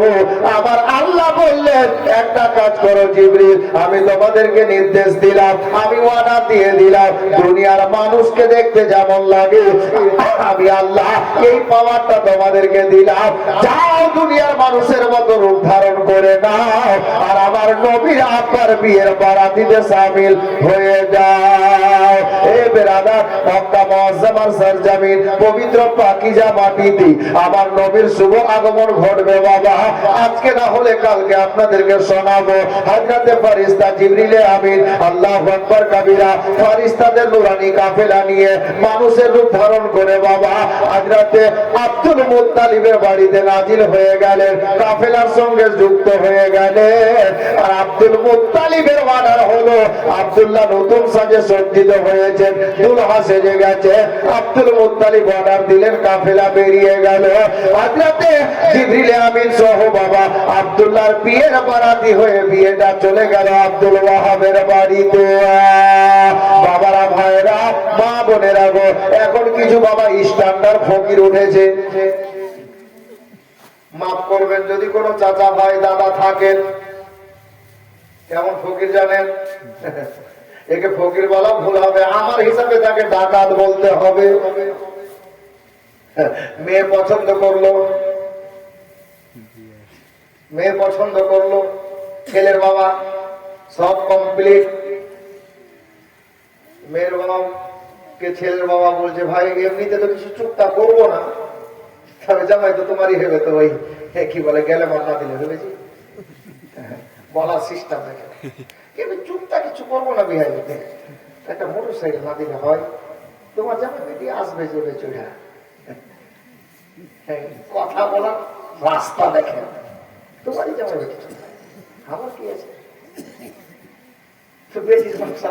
বলছে, আরে ভাই এখন তো যুগ উঠে গেছে, মোটর সাইকেল না কইলে আমি দিতাম, ঠিক আছে হাজি বিয়ে যাক, মোটর সাইকেল দিবা ভালো কথা, ভালোই লাগলো সেটা। তো ঘরে একটা খাট, একটা ড্রেসিং, একটা সোফা না দিলে ফের কুটুম সাগা আসবে তোমার জামাইয়ের বাড়িতে, তারপরে বসা ওঠা একটু কেমন লাগবে না? ওটি না দিলে ভালো লাগবে, ঘরটা আধুরা আধুরা পূর্ণ হবে না। দিবই জি, এটা বলার কি আছে? হ্যাঁ সেই কথাই। হ্যাঁ, তো সে গরমের দিন বিহাই তোমার বেটি একটু কাজ কাম করে একটু আরামে বসবে, একটা এসি না দিলে হয়? লাইন যুক্তি বাহির করে করে দেখেন, চুকাই তো হয়তো 1 লাখ টাকা, এমনি তো 4 লাখ টাকা নিয়ে চিন্তা টাকা। বাবা, আমার আব্দুল্লাহর বিয়ে হচ্ছে আব্দুল ওয়াহাবের মেয়ে আমিনার সঙ্গে, কোন চুক্তা নেই, মেহমান কিছু নিয়ে আব্দুল মুত্তালিব হাজির, বিয়ে পড়িয়ে দেওয়া হলো। আব্দুল ওয়াহাব যা পারলেন উনি খাওয়ালেন, যা পারলেন খাওয়ালেন। খাওয়া দাওয়া কমপ্লিট, এখন ছেলে তৈরি আর মেয়েকে নতুন সাজে সজ্জিতা করে দুলহিন যাকে বলে আমেনা তৈরি। মা আমেনার আব্বা হযরতে আব্দুল ওয়াহাব বাবা বেরিয়ে চলে গেলেন আব্দুল্লাহর আব্বার নিকটে, বিহাইয়ের নিকটে। আব্দুল্লাহর আব্বা, ওগো বিহাই, একটা কথা বলি, বলে বলুন। বলে আব্দুল্লাহর আব্বা গো, আমার মেয়ে আমেনা আপনার বৌমা আব্দুল্লাহর মর্দাঙ্গিনী জীবন সঙ্গিনী আমেনা তৈরি হয়ে গেছে বিহাই, একেবারে দুলহিন সাজিয়ে দেওয়া হয়েছে। আব্দুল মুত্তালিব বললেন, ভাই আব্দুল ওয়াহাব, তুমি চিন্তা করবে না, তুমি কোনো টেনশন নেবে না, তোমার মেয়ে আমেনাকে আমি নিজের বাড়িতে বউ হিসাবে নিয়ে যাচ্ছি না। বউ তো অটোমেটিক আমার হয়ে গেল, বৌমা তো আমার হলো। তবে এই আমেনার আব্বা, কান খুলে শুনে রাখো, আমি আমেনাকে নিজের পেটি হিসাবে বাড়িতে রাখবো। আমার তোমাকে চিন্তা করতে হবে না।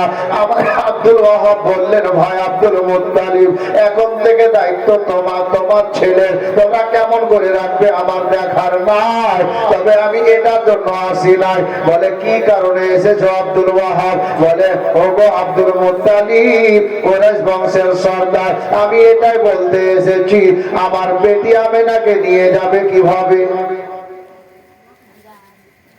ইয়াসরিব থেকে মক্কাতে নিয়ে যাবে কিভাবে, কি করে, এটা জানছিলাম একটু। আব্দুল মুত্তালিব বলছেন আমেনার আব্বাকে, ভাই তুমি চিন্তা করিও না, আমি আমার বৌমাকে নিয়ে যাওয়ার জন্য পালকি রেডি করে রেখেছি। পালকি বুঝেন তো? ছোট বাচ্চারা বুঝবে না, এখনকার কিছু ছেলে বুঝবে না, কিছু ছেলে বুঝবে। পালকি রেডি করা আছে, পালকিতে নিয়ে যাব। আমার আমেনার আব্বা বলছেন, ভাই আব্দুল মুত্তালিব, বৌমা আপনার আপনি হাঁটিয়ে নিয়ে যাবেন না, পালকিতে নিয়ে যাবেন না, উঠে বসাবেন না, ঘোড়াতে বসাবেন, আপনার ব্যাপার। তবে যখন পালকির ব্যবস্থা আপনি নিয়েছেন, আমি একটু জানতে চাইছিলাম আব্দুল মুত্তালিব, যে আজকে আমার মেয়ে আমেনা যে পালকিতে চেপে যাবে, ওই পালকি ঘাড়ে কারা নেবে, ওই লোকগুলো কারা হবে, কেমন হবে? আব্দুল মুত্তালিব তো যেমন তেমন লোক নয় বাপ, উনি কুরাইশ বংশের সর্দার। সর্দার যাকে তাকে বাঁধে না লোক, যারা জ্ঞানী গুণী হয়, চালাক হয়, কথা বলতে পারে, তাদেরকে সর্দার মলল করে। আমার আব্দুল মুত্তালিব বলছেন, আমেনার আব্বা তুমি বলতে কি চাইছো? হযরতে আব্দুল ওয়াহাব বললেন, ভাই আব্দুল মুত্তালিব শোনো গো, আমি বলতে কি চাইছি শোনো, আমার আমেনাকে ইয়ামান 4টা লোকের ঘাড়ে তুলে দাও পালকি খানা। যে 4টা লোক জীবনে আল্লাহর ইবাদত ছাড়ে না, আল্লাহকে ভুলে থাকে না, আল্লাহওয়ালা লোক, এরকম 4টা বের করো, যারা সর্বক্ষণ আল্লাহর ইবাদত করে, যারা সব সময় আল্লাহকে নিজের সিনাতে রাখে, সব সময় আল্লাহর কথা নিজের স্মরণে রাখে। এ বাবা, আমাকে বক্তা হিসাবে রেখেছেন, ওনাদেরকে ইমাম হিসাবে রেখেছেন, আপনি মাওলানাদেরকে জিজ্ঞাসা করলেও ওরা বলতে পারবে না বাবা এরকম লোক কে আছে। জি, এরকম লোক কে আছে? আল্লাহু আকবার কবিরা। কে আল্লাহকে সব সময় জ্ঞান করে আর কে করে না, এটা আমি কি করে বলবো আর আপনি কি করে বলবেন? আল্লাহু আকবার কবিরা। আব্দুল মুত্তালিব চিন্তায় পড়ে গেলেন, কিন্তু আব্দুল ওয়াহাব বলছেন, ভাই আব্দুল মুত্তালিব শোনো, আমি কেন বললাম জানো? আমি প্রত্যেকটা বেটির বাপকে বলবো, যাদের মেয়ে আছে তাদেরকে ধ্যান দিতে বলবো এই কথাগুলোতে। আব্দুল ওয়াহাব বলছেন, ভাই আব্দুল মুত্তালিব, এই কথা কেন বললাম জানেন? কেন বললি রে ভাই আমেনার আব্বা, বল দেখি। আল্লাহু আকবার কবিরা। মেয়ের বাবা যদি এরকম হয়, মেয়ে জান্নাতি হবে, এতে কোনো সন্দেহ নাই। হাজরাতে গেরামি বলবেন কি করে? আব্দুল ওয়াহাব বলছেন, ভাই আব্দুল মুত্তালিব শোনো, আমার মেয়ে আমেনা জীবনে বেপর্দা হয়নি, আমেনার চেহারা কোনো পরপুরুষ দেখেনি, আমেনা কান দিয়ে কোনো খারাপ কথা শুনেনি, আমেনা জবান দিয়ে কোনো খারাপ বাক্য বলেনি। এই আব্দুল্লাহর আব্বা, আমেনা আল্লাহর ইবাদত জীবনে ছাড়ে না। আমেনা আল্লাহ তাবারাক ওয়া তাআলার হুকুম ছাড়া কোনো কাজ করে না। আল্লাহু আকবার কবীরা, মানে দুনিয়ার ওই ধরনের কাজ করে না যেটা আল্লাহ নারাজ হয়ে যাবে। আমেনা কোনোদিন কারো একটা ঘাস তুলে বাড়িতে আনে নাই। আমেনা বিনা দরকারে বাড়ির বাইরে যায় নাই। আমার আমেনার চেহারা কোনো পরপুরুষ দেখে নাই। আমি এই জন্য বললাম, আমেনার পালকি এমন 4টা লোকের ঘাড়ে তুলে দেন গো, যারা আল্লাহর ইবাদত কখনো ছাড়ে না। আব্দুল মুত্তালিবের চিন্তা বেড়ে গেল, ভাবনা বেড়ে গেল, আমি এরকম 4টা লোক কোথায় পাবো, কার ঘাড়ে আমেনার পালকি তুলে দেব। আল্লাহু আকবার কবীরা। যারা নবীর সঙ্গে কানেকশন ভালো রাখে, আল্লাহ তাবারাক ওয়া তাআলার সঙ্গেও তাদের কানেকশন ভালো হয়। বলবেন কি করে? একটুখানি শুনেন বাবা। আব্দুল্লাহকে নবীর আব্বা ভালোবাসেন। আব্দুল্লাহকে আল্লাহু আকবার কবীরা নবীর দাদু মানে আব্দুল্লাহর আব্বা ভালোবাসেন। আব্দুল্লাহর পেছানিতে আমার নবীর নূর জালওয়াদার আছে। আল্লাহ তাবারাক ওয়া তাআলা আব্দুল মুত্তালিবকেও ভালোবাসেন বাবা। বলবেন কি করে জানেন? আব্দুল মুত্তালিব চিন্তায় পড়ে গেছেন, আমেনার পালকি কার ঘাড়ে তুলে দেব। আমার আল্লাহ গায়েব থেকে দেখছেন, উনি আল্লাহ পাক দেখছেন। আমার নবীর দাদু যিনি আব্দুল মুত্তালিব চিন্তায় পড়ে গেছেন, এমন লোক কোথায় খোঁজ করে পাওয়া যাবে, কার ঘাড়ে পালকি তুলে দেবে? নবীর আম্মা জান আমেনার। আমার আল্লাহ গায়েব থেকে ডাক দিলেন, এ ফেরেশতাদের সর্দার। কোথায় আছে ফেরেশতাদের সর্দার? বিয়ের বারাতি হয়ে আছে কিনা, মানুষের রূপ ধারণ করে এসছেন কিনা? আল্লাহ বলছেন, এ ফেরেশতাদের সর্দার, দেরি করিস না। ওই দেখ আমার নবীর দাদু যিনি হতে চলেছেন আব্দুল মুত্তালিব।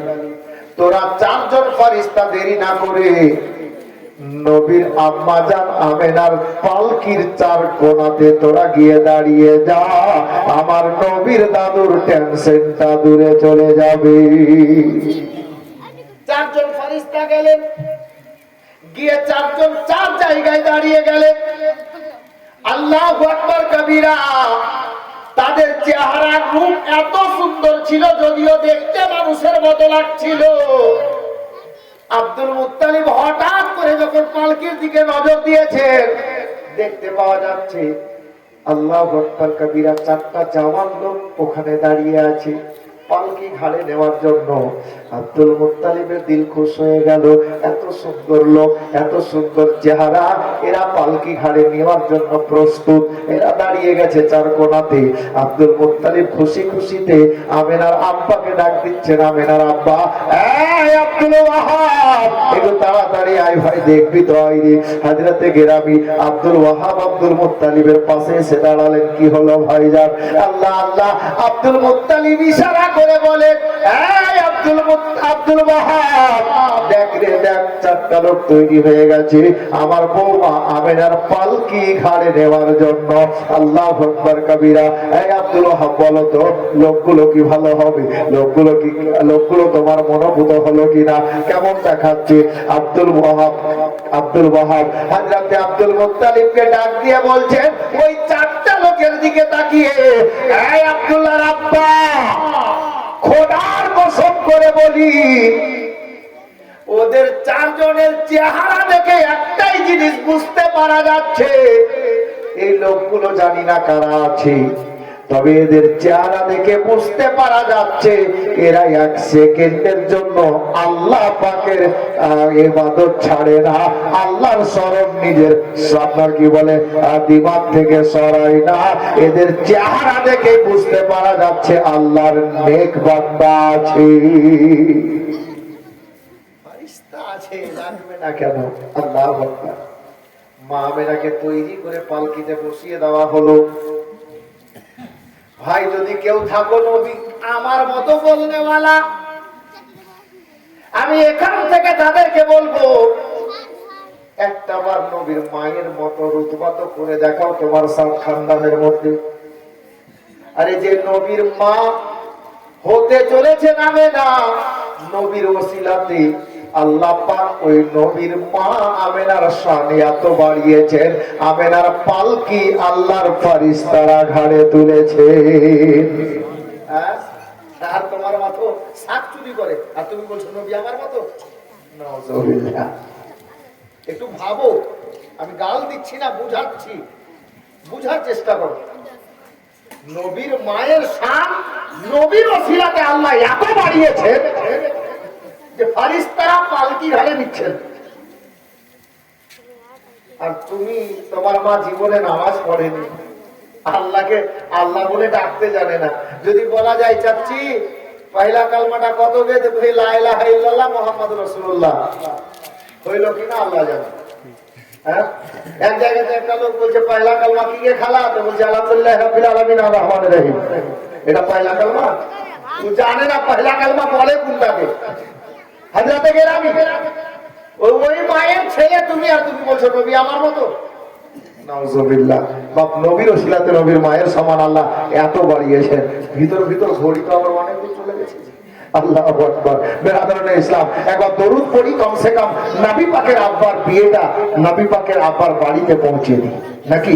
একবার দরুদ পড়ি, আল্লাহুম্মা সাল্লি আলা সাইয়্যিদিনা মাওলানা মুহাম্মদ ওয়া আলা আলি সাইয়্যিদিনা ওয়া আলা আলি সাইয়্যিদিনা মাওলানা মুহাম্মদ সাল্লাল্লাহু তাআলা আলাইহি ওয়াসাল্লাম।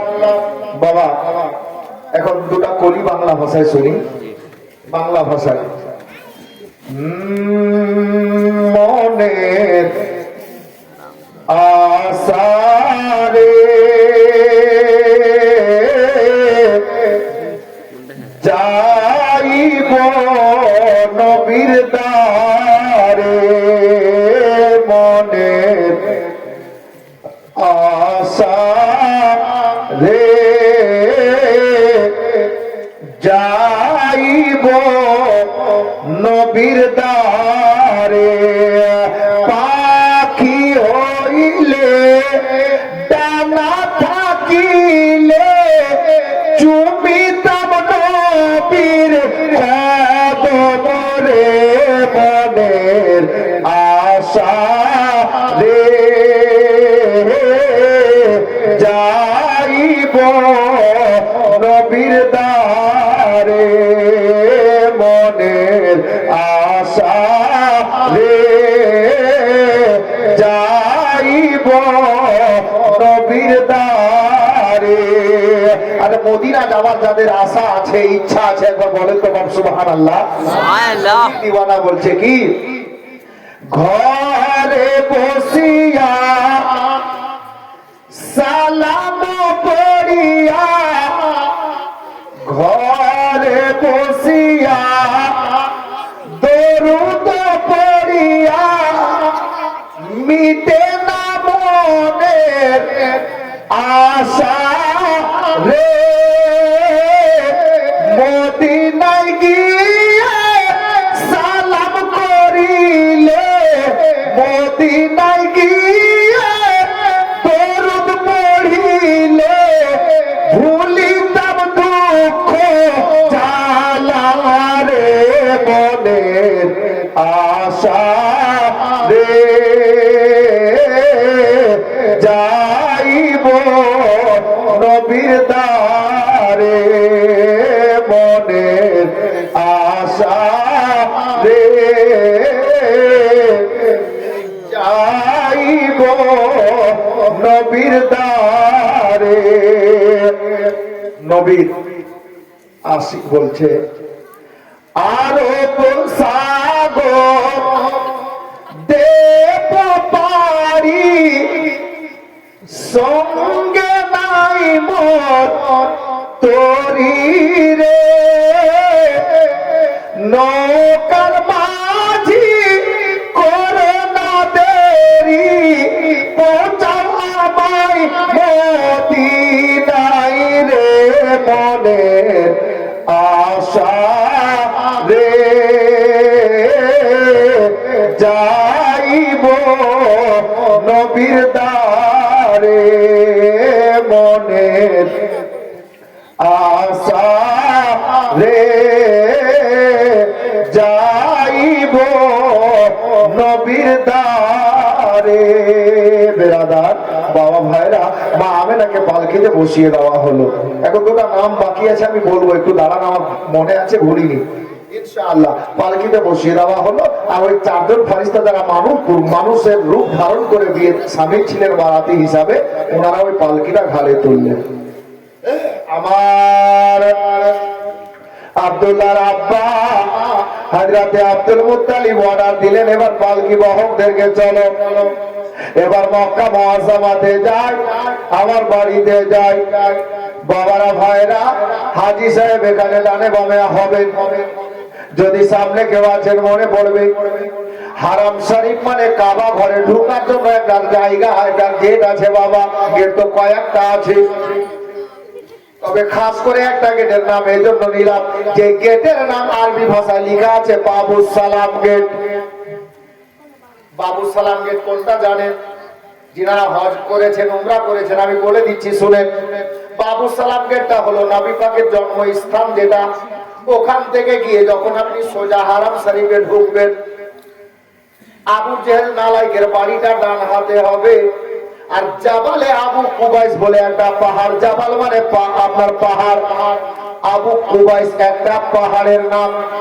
জাবালে আবু কুবাইস হবে আপনার বাম হাতে, আর নালায়েক আবু জেহেলের বাড়িটা হবে ডান হাতে, আর নবী পাকের জন্মস্থানটা আপনার পিছন দিকে হবে। আর সোজা গিয়ে আপনি যে রাস্তায় কাবা ঘরে ঢুকবেন, ওই গেটটার নাম হলো বাবা বাবুস সালাম। এটা মনে রাখেন, ঘটনা শুনে মজা আসবে। এক মিনিটে ঘটনাটা শেষ হবে, বাপ শুনেন। হযরতে আব্দুল মুত্তালিব বললেন, কাফেলা ছেড়ে দিলেন, চললেন মক্কা নগরীতে।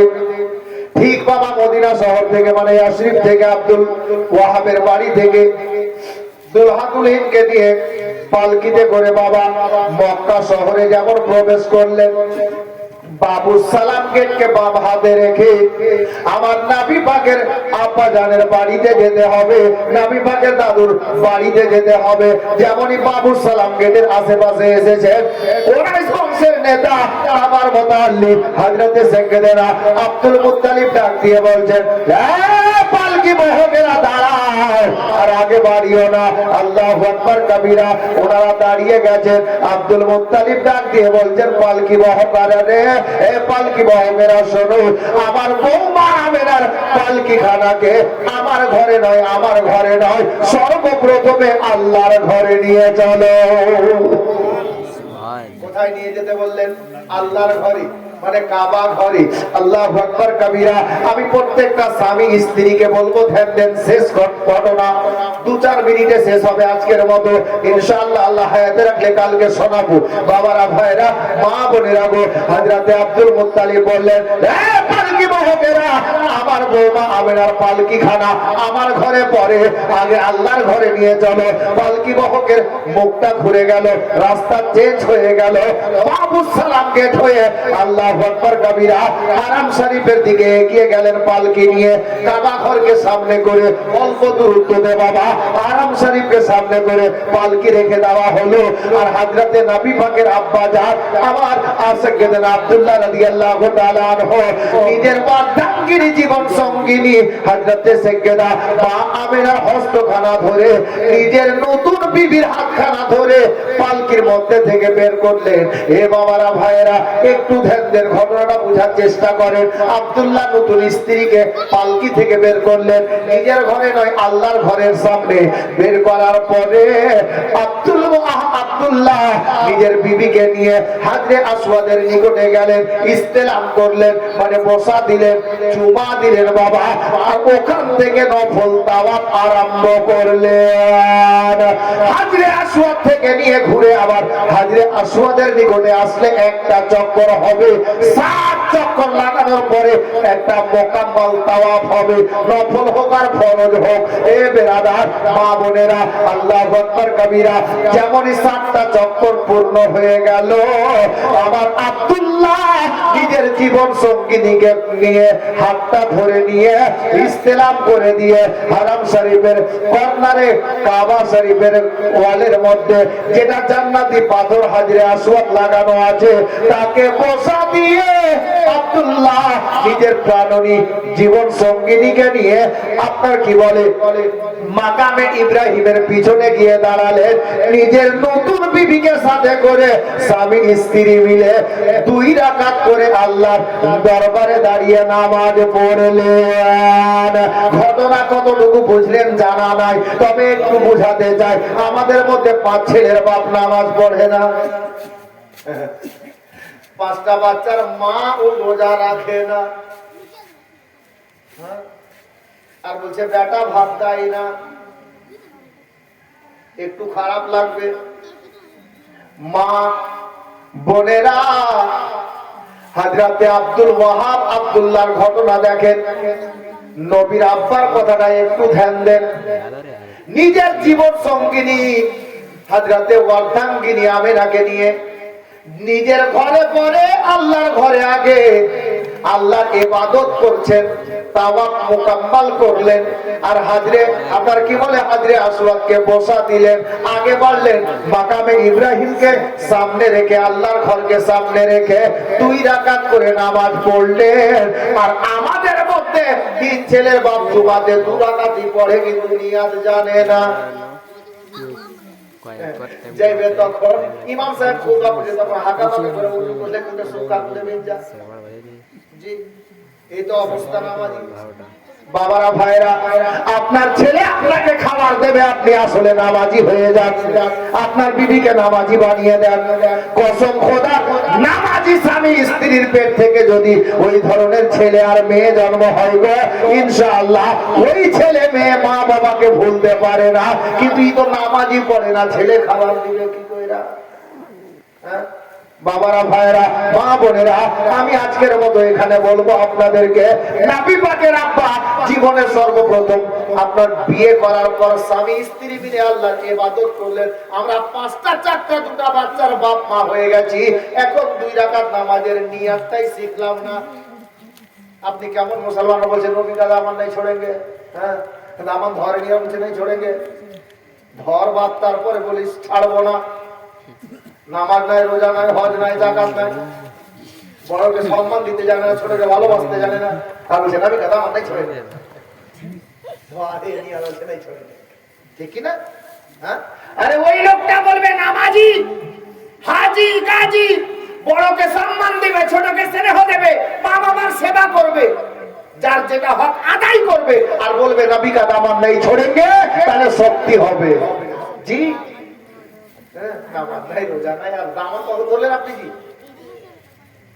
নবীর দামান ধরা মানে তো নামাজ ধরা, রোজা ধরা, হজ ধরা, হ্যাঁ যাকাত দেওয়া, বাপ মায়ের সেবা করা, বড়কে সম্মান দেওয়া, ছোটকে স্নেহ দেওয়া, স্ত্রীর হক আদায় করা, ছেলে মেয়েকে হালাল রুজি কামিয়ে খাওয়া, এটাই তো নবীর দামান।